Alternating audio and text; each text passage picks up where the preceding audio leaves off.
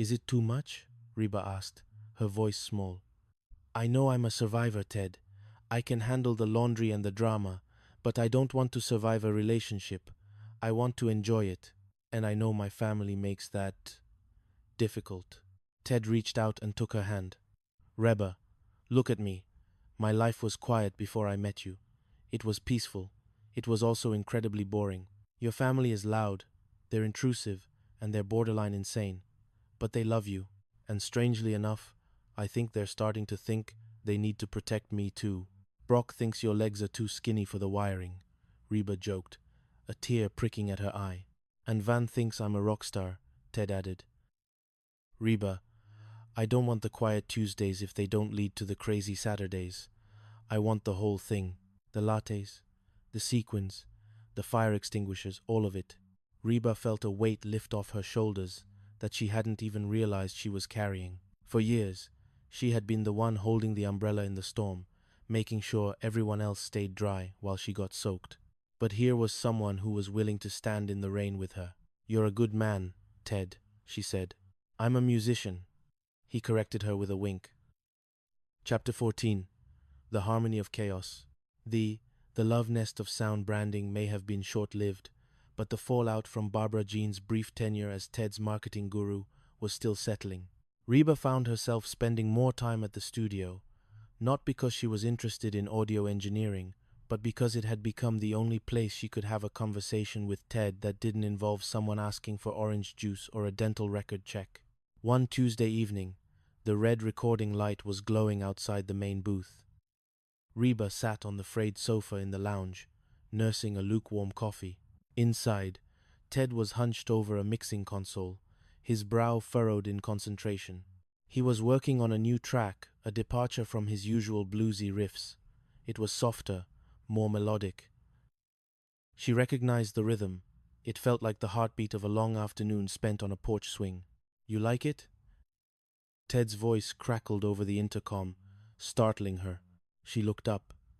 He was watching her through the double-paned glass, a shy smile playing on his lips. It's different, Reba said, walking toward the glass. It's beautiful, Ted. What's it called? I was thinking of the Survivor's Waltz, he said, pushing a button to let her into the booth. But Barbara Jean suggests the Crimson Rose of Texas. She even wrote lyrics, something about thorns of divorce and blooms of destiny. Reba groaned. Please tell me you didn't record them, only as a backup, in case I need to torture a hostage.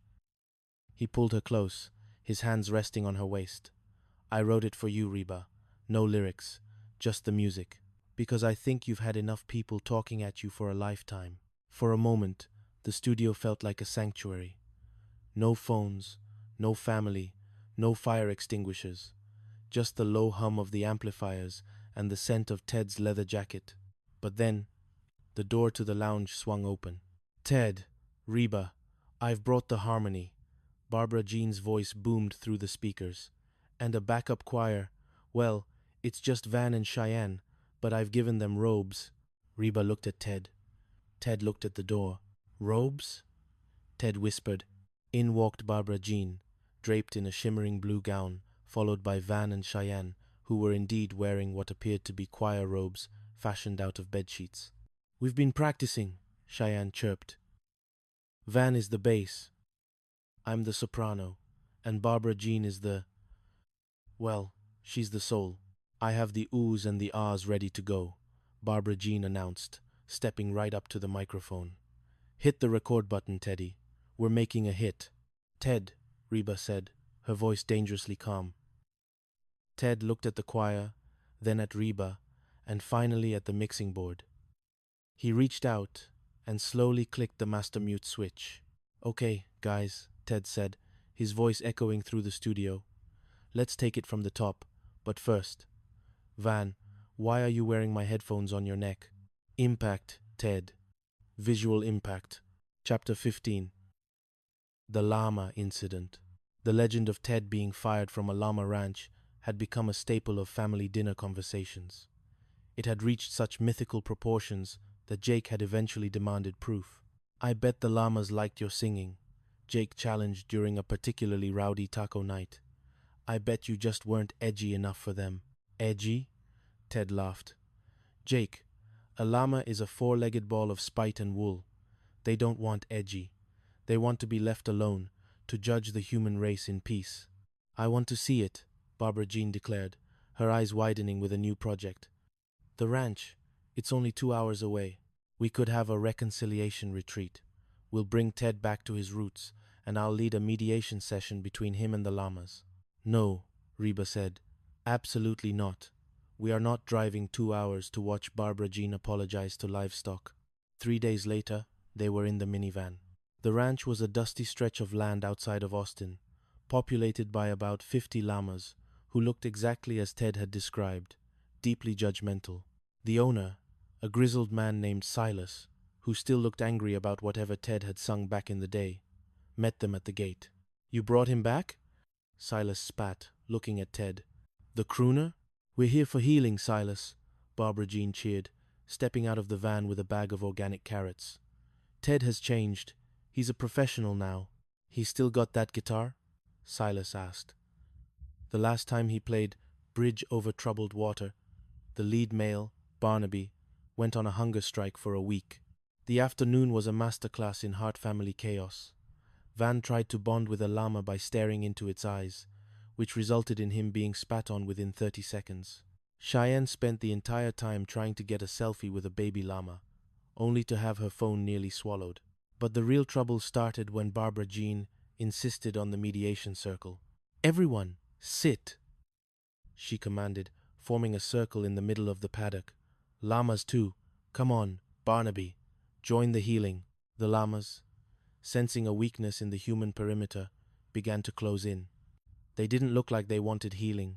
They looked like they wanted the carrots Barbara Jean was sitting on. Ted, Reba whispered, as a large, brown llama began nibbling on her hair. Do something.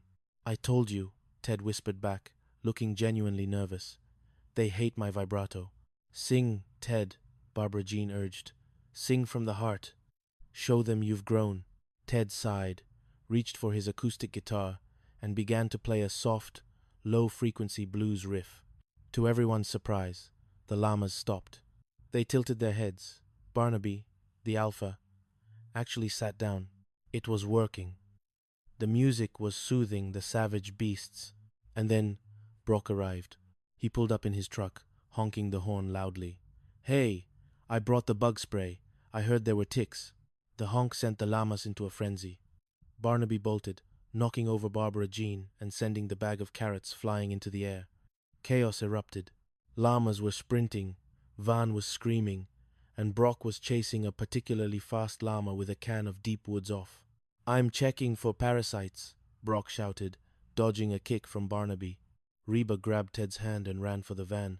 Get in now. As they sped away, leaving Silas shaking his mirror, Ted looked at Reba. He was covered in dust, and a llama had clearly stepped on his shoe.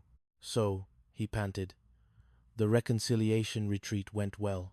We are never, Reba said, wiping a bit of llama spit off her cheek, leaving the city limits ever again. Chapter 16. The X Factor. For all his safety inspections and loud arrivals, Brock Hart was a man struggling with a new reality. He had spent years as the center of Reba's universe, even if that center was often a point of conflict. Seeing Ted become a permanent fixture was shifting the tectonic plates of his ego. It came to a head on a Friday evening when Brock showed up at Reba's house unannounced, carrying a toolbox and a look of profound sorrow. The sink, Brock said, pushing past Reba. I felt a disturbance in the plumbing. It's the U-bend. I can tell from the way the air feels. Brock, the sink is fine, Reba said, following him into the kitchen. And even if it wasn't, I have a boyfriend who knows how to use a wrench. Brock froze, his hand on the cabinet door. Ted? The musician? Reba. Musicians don't do plumbing. They do moods. They do concepts. If you let a guitar player near a pipe, you'll have a flood of emotions in your basement. He spent the next hour dismantling a perfectly functional sink, muttering about proper maintenance and legacy. You still think about him, don't you? Barbara Jean whispered, appearing in the doorway. She was watching Brock with a mix of affection and concern. He's nesting, Reba. He's like a bird that lost his favorite branch and is trying to build a new nest in the middle of your kitchen. He needs to nest in his own house. Barbara Jean, Reba sighed. But as the night wore on, Reba realized it wasn't about the sink, it was about Jake's upcoming school play. Brock wanted to build the sets. Ted had already offered to handle the sound. I do the wood, Brock shouted, emerging from under the sink with a smudge of grease on his nose. I'm the wood guy. Ted can do the ping-pongs and the whirly birds, but the structural integrity of a third-grade production of The Wizard of Oz rests on my shoulders. The tension culminated in the school gymnasium. Brock had built a yellow brick road that was sturdy enough to support a tank, while Ted had set up a sound system that made the Emerald City sound like a Pink Floyd concert. They stood on opposite sides of the stage, glaring at each other like gunslingers in a western.